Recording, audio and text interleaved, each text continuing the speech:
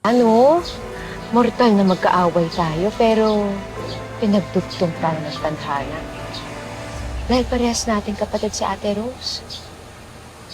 Ano kayang iisipin nun kapag nalaman niya na may rapist siyang kapatid?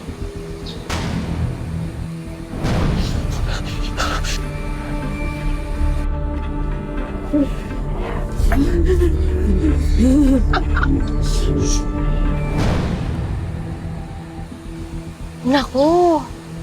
Alagad ba naman yun ng batas? Ano mong pinapatagal mo pa eh? Alam ko naman yung gusto mong gawin. Di ba sarain yung buhay ko?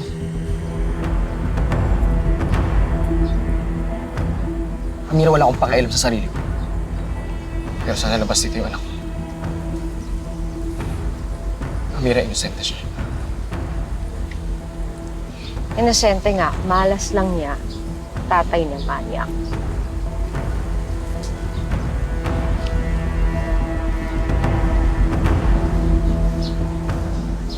Huwag kang mag-alala. Matatapos naman na din to eh.